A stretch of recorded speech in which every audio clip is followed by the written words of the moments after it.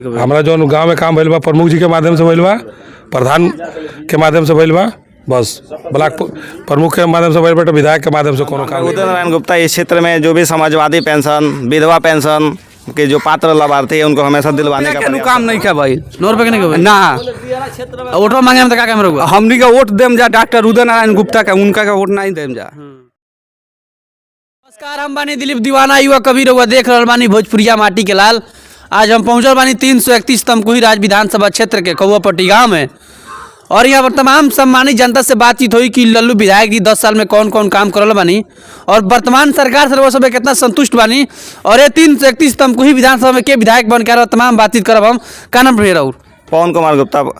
अच्छा, ये 331 तमकुही विधानसभा में के विधायक बन के आ रहा है बेरी? इस बार 331 विधानसभा से डॉक्टर उदय नारायण गुप्ता विधायक बनकर आ रहे हैं, क्योंकि यहाँ की जनता उनको विधायक के रूप में देखना चाहती है। अच्छा, लल्लू जी 10 साल के कार्यकाल में कौन कौन काम कर रहे गाँव में? लल्लू को कुछ काम नहीं यहाँ पर नहीं किए हैं, कौआपट्टी गाँव में एक भी काम नहीं किए हैं। यहाँ पर इतनी जनता है, पूछ लीजिए आप, कोई काम नहीं हुआ है। वो तो केवल धरना देते हैं, पानी में जाकर खड़ा रहेंगे, रोड बनता ही नहीं है। और ऐसे ही 10 साल जनता को केवल गुमराह किए हैं विकास के नाम पर। इसलिए जनता इस बार बदलाव चाहती है और डॉक्टर उदय नारायण गुप्ता को यहाँ से तो कुछ बोला ना पड़ी। महात्म पटेल ये बेरी 331 तमकुही विधानसभा में विधायक के बन के आ रहा बा?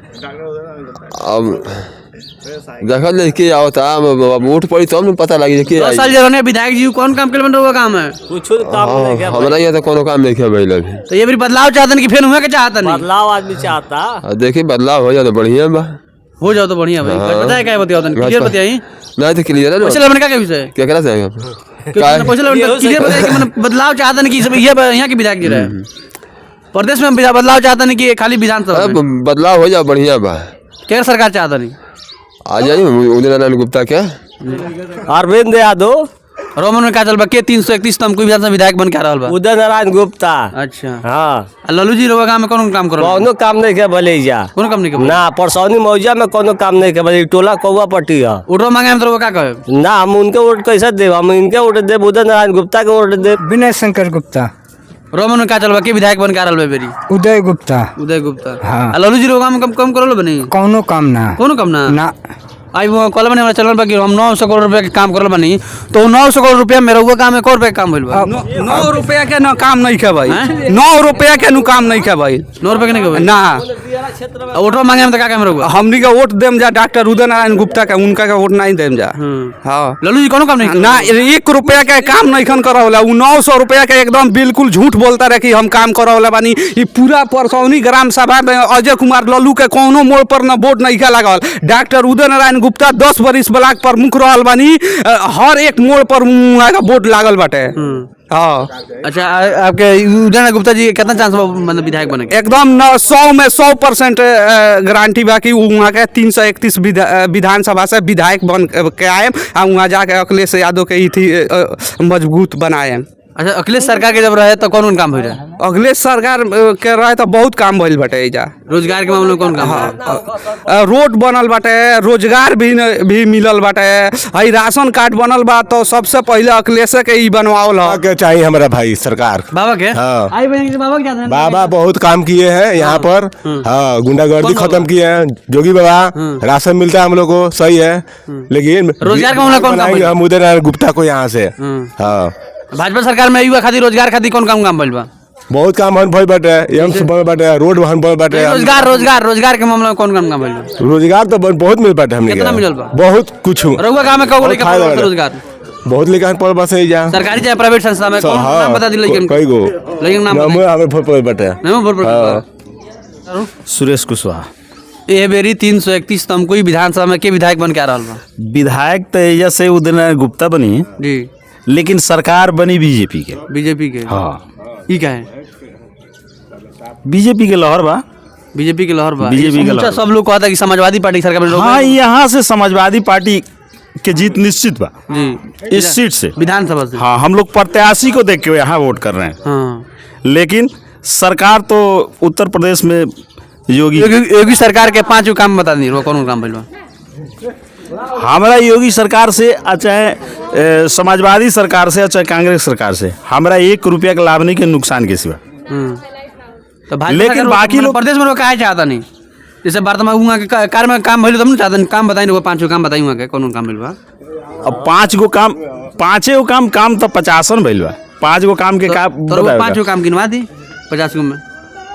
एक तो सबसे पहला हमारा कुशीनगर में एयरपोर्ट जी और एम्स, यही हमारे लोगों के लिए 2 बहुत बड़ा काम है, छोटा काम नहीं है। युवा खातिर रोजगार के मामला में प्रदेश सरकार द्वारा कौन काम मिल बा? प्रदेश सरकार में रोजगार खतरा तो ना समाजवादी कुछ कैले बा आ ना ही कांग्रेस कुछ करके गइल बा, कुछ नहीं केले कुछ नहीं। यहाँ को वहाँ 5 साल पहले जो हमनी के करते नहीं है उहे आज भी करते नहीं है आ उहे करे के बा। रोजगार तो जी जाना लायक बा वो लायक ना मिली। जोगी जी कहनी कि हम प्रत्येक बरस से युवा लोग के 700 करोड़ रोजगार दें तो रोजगार जी जाना लायक बा वही लायक ना मिली। तो आपने कुशीनगर जिला में कितना खुदारी चलावे वाला बानी तो हमरा खुदारी चलावे के रोजगार ना मिले। रोजगार कब परसेंट मिलल बा अपना कुशीनगर जिला में? और गाँव में कितना लड़कन के मिलल भाई बताइए रोजगार?